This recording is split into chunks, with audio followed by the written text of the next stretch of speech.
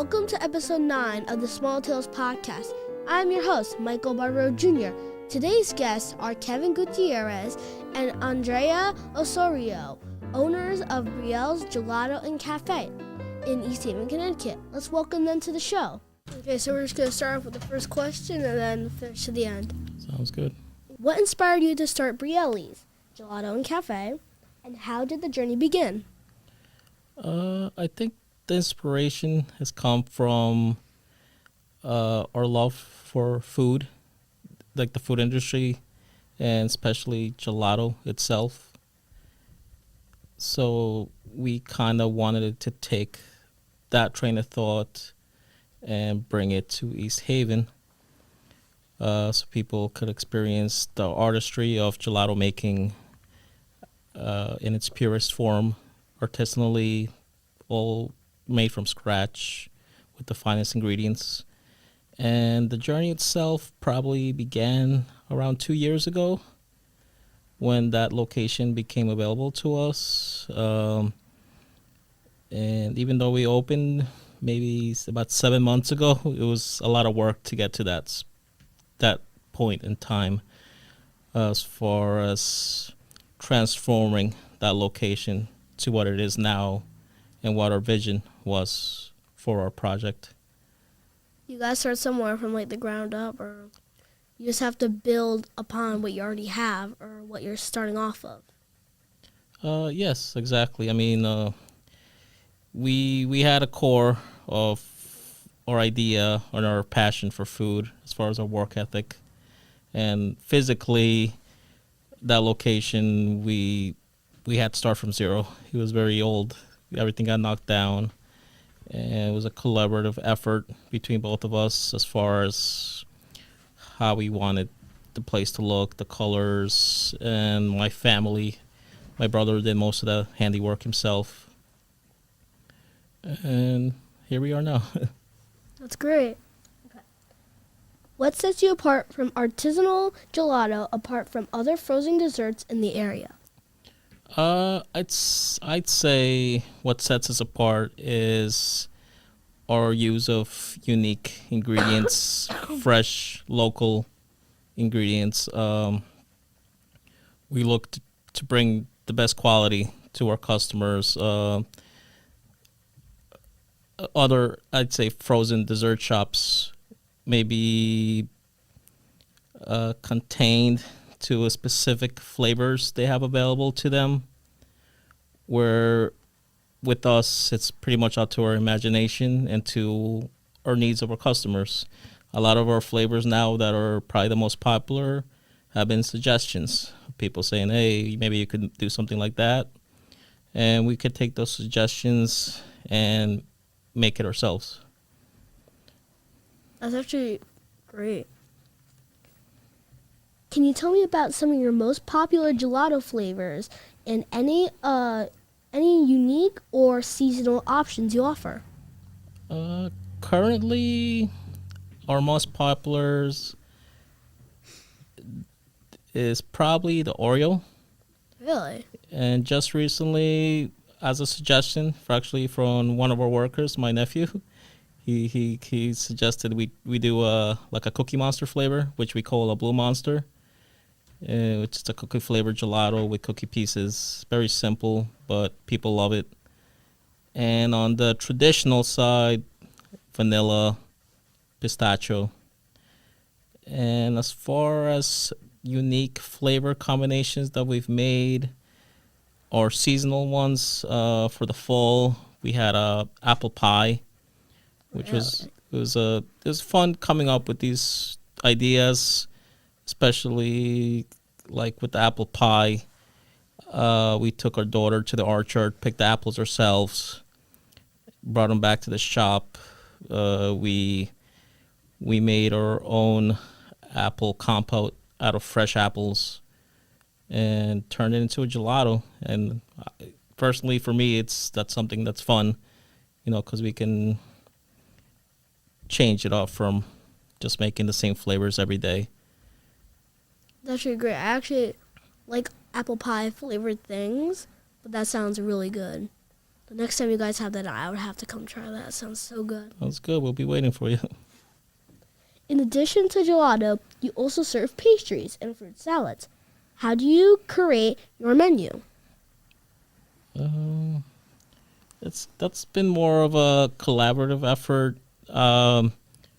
I've stuck more to the gelato side, where she has done more of the other stuff. And for as far as our offerings, we've kind of listened to our community, like what they've wanted to see us have. And East Haven become a diverse area, I'd say. So, like with our fruit salads and some other desserts we make, they're very cultural to the Latin community, and their desserts are diverse. We try to keep up with current trends. Like one of the most popular desserts we're currently making is a Dubai cheesecake. Really? Yeah, so it's pistachio cheesecake with shredded phyllo dough and drip chocolate, which is a very trendy flavor. And that's kind of how we've made our menu, as far as, what's trending, what our customers want. And that's like probably the same recipe we'll use for the future. That's actually really great. What goes the process of creating new flavors or menu items for the cafe?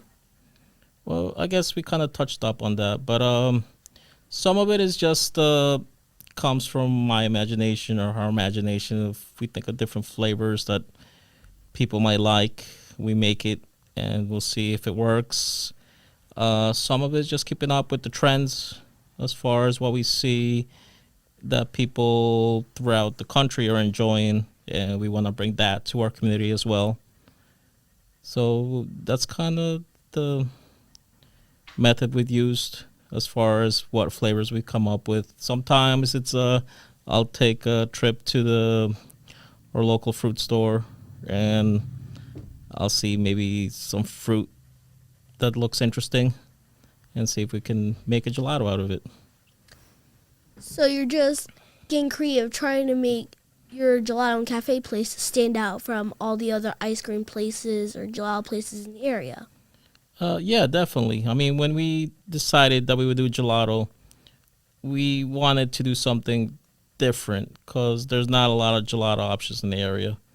And if we want people to come to our location, we have to be unique. So we try to use the best ingredients. We try to make it a unique experience for everyone. We try to cater to our customers, make sure they're happy. And I think that's kind of what separates us from the rest.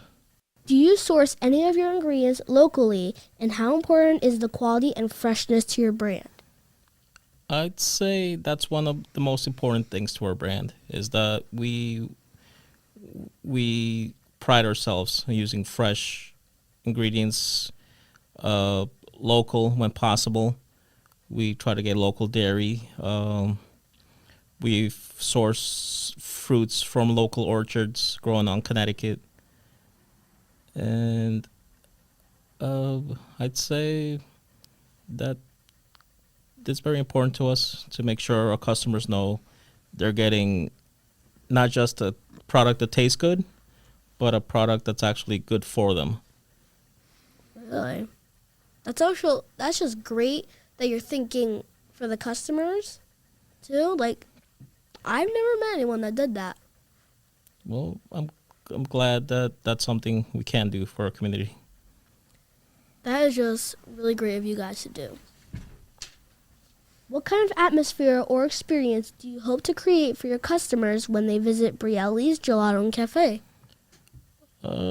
I think we mainly are aiming to make it like a community gathering place where people can come, enjoy ice cream, see their friends, see their family, and just feel very welcomed. And one of our most important elements of our shop is our customer service. So Really? that's kind of very important to us. That's actually really nice. Your customers are what make up your business almost, right? Absolutely. Without any retail place, without the customers, they don't exist.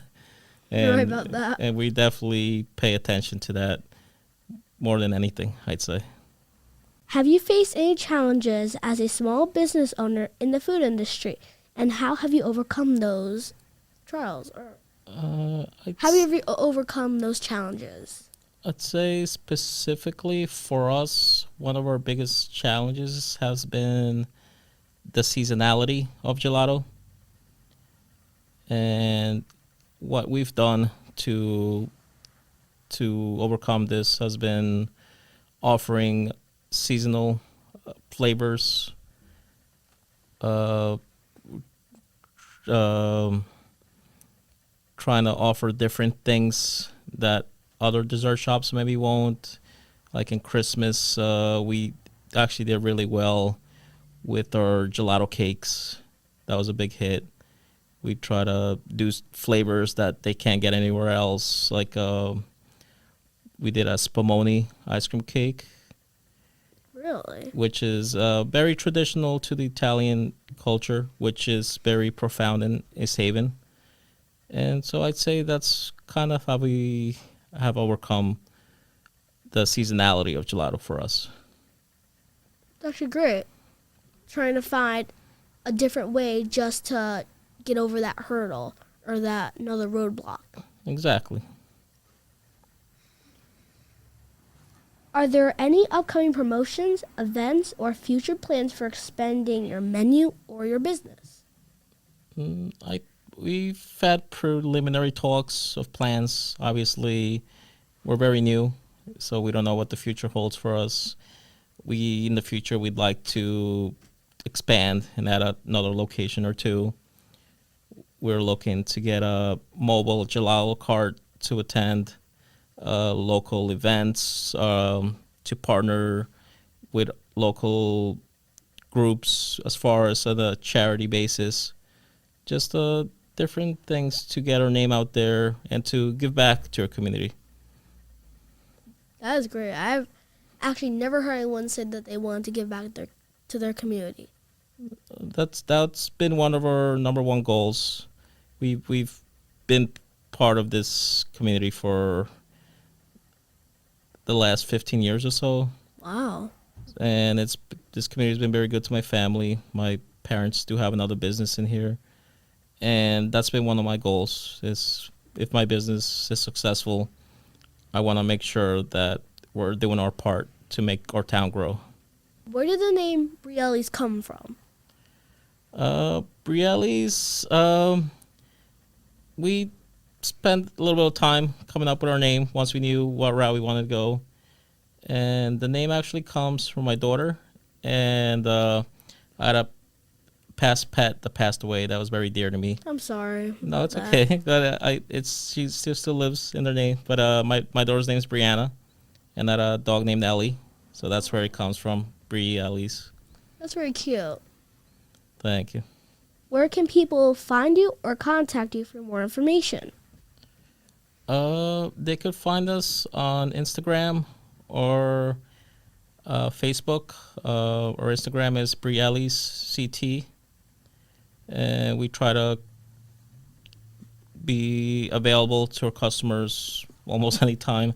If they shoot us a question, we usually get back to them right away. And so that's where they can find us. It was a pleasure to have you both on the podcast, and thank you so much for coming on. Thank you for watching episode 9 of the Small Tales podcast. Make sure to leave a like on this video and subscribe to the channel. Special thanks to East Haven Public Television for letting us use their studio space. If you would like to get your business on the podcast, please send us an email or message on Instagram. We'll see you next time on Small Tales.